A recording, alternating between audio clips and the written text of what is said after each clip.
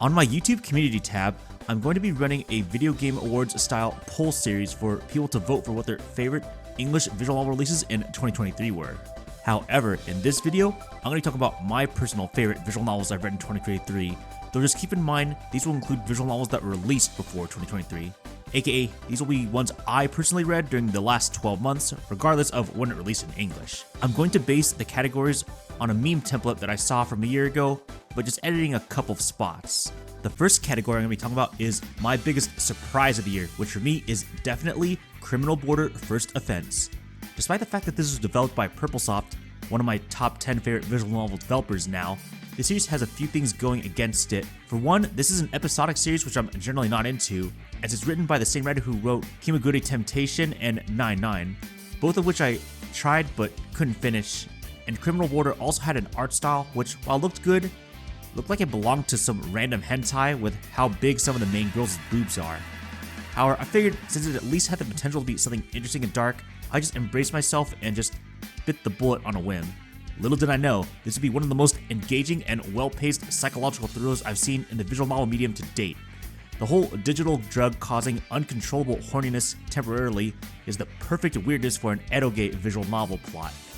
Outside the unrealistic nature of it, everything else about Criminal Border was incredibly gritty with a lot of really interesting twists and turns and character development, but there was also a surprising amount of wholesome slice of life with the main girl, Hina, and the mix of all these genres more than made up for all the initial reservations I had before starting Criminal Border First Offence. The next category I'm going to be talking about is Best Romance, and for this one, it's definitely going to be Oro and Ria from the Kinkoi series. More specifically, I personally prefer Ria's route in the Golden Time Fandisc over the original True Route with the same name. I know many people cite the original True Route in the original Kinkoi as one of the best moige routes ever, and while I did like it, I thought it just had a little bit too many flaws for me to love it. Thankfully, the alternate universe version of Ria's True Route in the Golden Time Fandisc was way better to me, and what I was personally hoping the original was going to be. I won't talk too much in detail, but let's just say I thought the way the route was going to end was a lot more unpredictable than the original. I like there were a lot more introspective slice of life scenes about the nature of their relationship and their future, and just a few other interesting twists I wasn't expecting that I thought were going to be implemented. Of course, since this is a romance, we have to talk about the interactions between the two main characters, and I think this alternate universe True Route easily has the best interactions between Oro and Ria.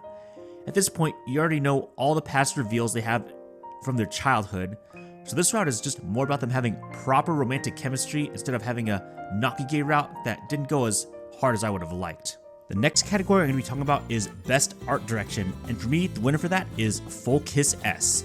This is an untranslated moige developed by Giga several years ago. It's unfortunate that Giga as a company closed in Japan and none of their titles got translated because I always thought the Kiss series in particular had some of my favorite art. All of the characters have relatively realistic hair colors and designs, besides maybe their boob sizes being a little too big, and I really love how vibrant and colorful the designs of the characters, backgrounds, and CGs were. Full Kiss S has definitely become one of my favorite untranslated titles, and a lot of it is due to the initial excellent art style hook. It's something too unique for a moige, but this is the perfect style for me to get into one, and the wholesome nature of the writing helps complement this art style. The next category I'm going to be talking about is Best Soundtrack, and admittedly, this is a really tough one.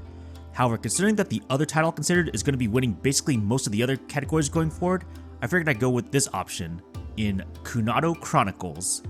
Kunado Chronicles, while flawed, is a visual novel I ultimately like and think is underrated. A large part of that is due to its unique and engaging setting, and the music is incredibly complimentary and fitting of it. Even the slower slice of life scenes are enjoyable because of the very old school Japanese nature of the music, and it's very beautiful and catchy at times. The music is also great during fight scenes, with some being more dramatic and some being really just plain beautiful sounding. If I can think of a word. There's also an Amatsutsumi reference that shows up towards the end of the visual novel that I really enjoyed, and that alone was enough for me to consider this winner of the Best Soundtrack category. The next category I'm going to be talking about is the Best Girl or Best Heroine, and that is pretty easily Misaki from NUKITASHI for me. This is unfortunate for other girls I've read in 2023 because there are quite a lot of good ones that I met through VNs I read this year. However, it basically feels like NUKITASHI wrote Misaki in a way that just fit my weirdo fetish extremely well. She starts off kind of plain and a pretty nice girl that technically stays throughout the rest of the base of her character. However, once you get to know her, she's definitely very, very weird, borderline insane even. She has quite the imagination and just says and does things that every single character in the VN does not expect. And in general, she's just extremely funny consistently, arguably the funniest character in visual novels for me now. Between how much she makes fun of herself, how often she's savage towards her friends in a goofy way, and just the really dumb stuff she does that makes her constantly hilarious. She also has a surprisingly decent amount of depth, maybe not as much as the other main heroines, but it's enough to make her feel enough like a real person while still having the constant hilarious humor I experienced. Misaki has since become a top 5 favorite visual novel girl of mine, possibly even top 3, purely because of how hilarious she is. The next category I'm going to be talking about is Best Guy or Protagonist, and I'm going to go with Junosuke Tachibana from NUKITASHI. He's certainly not a perfect protagonist and can be a little rough around the edges and a little bit of an asshole to people like Nanase. However, I can't deny he is pretty consistently entertaining. The fact that he always constantly calls himself a proud virgin is pretty funny, and the fact that he has a very clear personality and motivations for a main character is a nice change of pace from all these boring ones. He also does get a surprisingly amount of good character development in every single route, but of course his best development being in the true route. Also, how could you not like a guy that uses a dildo as hard as a sword for a weapon? The next category I'm going to be talking about is my favorite overall cast of characters. Once again, going to NUKITASHI, and this isn't even a contest. I like basically all of the major characters and even a lot of the villains and side heroines. Everybody, including spriteless characters, contribute to the hilarious humor and super weird setting of an island with an enforced sex law. That said, most of the characters with sprites have a combination of being really hilarious in their own way, but also surprisingly deep character depth. All of this is what helped to contribute to NUKITASHI pretty easily becoming one of my favorite visual novels of all time. But I got to give a special shout out to the NLNS, which is essentially our main cast of characters who have easily become one of my favorite main character groups in any visual novel. Their interactions, both in comedic slice of life, but also in camaraderie and action scenes, were just always amazing to watch. Taking a break off NUKITASHI for a bit, now we're going to go into the next category, which is my favorite supporting character, who is actually Torako from Majikoi A-5. Throughout the Majikoi S and A series, Torako has become one of my personal favorite girls, which is saying a lot since Majikoi has no shortage of awesome, hilarious girls. However, in a sea of quirky, badass heroines, Torako in the Majikoi series somehow sticks out as most likely the weirdest girl in the whole series. Her whole gimmick is basically being a lot of broken Japanese, English, and whatever that weird outfit she always wears is. At best, she ends up showing for like maybe 15 to 20 lines at most per visual novel fan disc. However, in A5 specifically, in Takai's route, she has by far her biggest role to date. It is temporary still, but she actually helps move the plot along while still having her token weirdness. However, she got an even bigger bonus where she gets a surprisingly wholesome relationship with Takai in her route, including her finally get to be in a CG. It's a shame that she doesn't really have a real route in any of the Majikoi VNs, because Torako is the type of girl that was like basically made for me. The next category I'm going to be talking about is Best Story, and we're once again going to go back to NUKITASHI 1.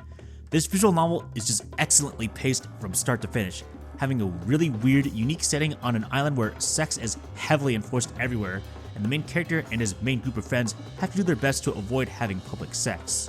When they can get on their footing, they can properly start rebelling, and seeing how this NLNS group is able to make a dent in the perverted sex law is quite engaging from start to finish in every single route. Especially the true route, which combines most of the major themes from previous routes while making some new ones in a fantastic conclusion. Making a weird sex setting having an engaging plot is no easy feat, but the madmen at Krupo somehow did it. Now, the category I'm going to talk about is Best Comedy, and I'm actually going to give this one to Renai X Royale by Asa Project. I think it'd be fair to have one Asa Project visual novel on this list because they make some of the most consistently hilarious comedy in visual novels. Renai X Royale is in the running for funniest visual novel ever for me. It is a very typical high school harem setting, but I like how incredibly savage the heroines get to each other. Many of them make it a point about how they're the ones that's perfect for the main character, whether it's through being his childhood friend, being his ex-girlfriend, being his sister, being a hot idol, being a rich girl, etc. I'm not usually into the premise of every girl in a harem fighting for the main character openly, but the comedy where all the main girls are constantly roasting each other and even some of the guys is consistently hilarious. I think of a special shout out to the childhood friend Mari, who's in the running for funniest visual novel heroine ever, which is saying something because Sheena in Sankaku Renai by the same company is also in that running. Mari is just so loud and stupid, dede-ish to the main character, but completely savage to everybody else. It helps that she has some of the funniest sprite faces I've seen in any visual novel, and also takes part in what may be the funniest visual novel H scene I've read to date. All in all, Renai X Royale to me is the perfect visual novel to read if you only want to read hilarious, savage, stupid comedy, because honestly, the actual romance is pretty okay at best. According to the big boy categories, with this next one being the worst visual novel of the year for me, and for me, that was Kiss Bell. Like Full Kiss S, this is another moege developed by the now defunct Giga. Unlike Full Kiss S, which was quite wholesome, Kiss Bell is like the cheap fast food version. Outside the admittedly great art style and kind of comfy vibes, I just really did not like anything else about Kiss Bell. I straight up really don't like the main protagonist in particular. He's one of the worst I've seen in fiction to date, just being a completely useless hetare where a lot of the main girls have to straight up look after him just because he basically sucks at everything, including studying. Sometimes I wonder why the girls even wanted to hook up with him. While the main heroines themselves weren't terrible as a whole, none of them really stuck out. I ended up only doing one route, Yumi's. This was unfortunate, as I was actually looking forward to this visual novel since it had a potentially interesting premise with a Christmas club and culture festival. Sadly, these events did not increase my enjoyment that much. By the time I finished one route in Kiss Bell, I was severely disappointed enough to the point where I just dropped the whole thing. If I didn't enjoy Full Kiss S so much, I would have denounced any other Giga Moege, untranslated or not, after reading Kiss Bell.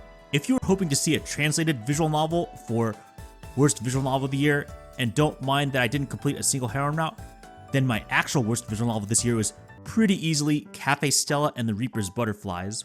The only good thing I could say about this visual novel is that it's easily Ubisoft's best looking visual novel to date in terms of graphics and UI. Otherwise, it just kinda sucks. The college setting is completely wasted, the Reaper premise is barely important, the cafe setting is basically just a much more boring version of Marshmallow All the Way Home, and none of the heroines ended up really sticking out that much. Even though Ubisoft has had things that annoyed me before, usually there was at least one heroine that I really liked that stuck out, and I ended up at least rating her route. However, even with the one I was most interested in, the childhood friend Nozomi, she unfortunately just sort of became meh after the beginning. However, what's easily the worst thing about Cafe Stella is it has by far the highest amount of obnoxious protagonist pervert shaming humor and accidental perverted humor and stuff like that, especially when every single heroine takes part of this by the middle of the common route. We get it, Ubisoft. You think your readers are degenerate. But can you please just make your heroines shut up about these jokes already? They've been completely unfunny and overdone for the longest time. To end this video on a positive note, the final category I'm going to be talking about, which probably shouldn't be a surprise at this point, is the best visual novel of the year, which is NUKITASHI won pretty easily. Considering that basically half the categories in this video, best story, best cast of characters, and even best individual protagonist and best waifu are from there, I think that just goes to show how much I really enjoyed NUKITASHI 1. I love just about everything about it, from the humor, to the story, to the character interactions, to the character depth, to the really unique setting, to the surprisingly well-paced and enjoyable action scenes, etc. It just has everything I personally really like in a modern eroge. Between this and Criminal Border Part 1 and the currently untranslated Hentai Prison, I'm starting to wonder if visual novels should just embrace the ability to tell sex-heavy stories, but with adding in really interesting drama and hopefully making that the future of eroge visual novel as a storytelling device. Either way though, NUKITASHI 1 has since become a top 3 favorite visual novel of mine, and I heavily look forward to the sequel NUKITASHI 2 eventually releasing in the West. That also has quite a lot to enjoy. And that is it, my personal Ange awards for visual novels I personally read in 2023. What were your thoughts on the visual novels I chose, and what were some of your favorite visual novels based on the categories that you read in 2023? Feel free to leave a comment below. Also, as another quick reminder that in my community tab, I'm having my own public voting visual novel of 2023 awards, so be sure to vote for that if you can.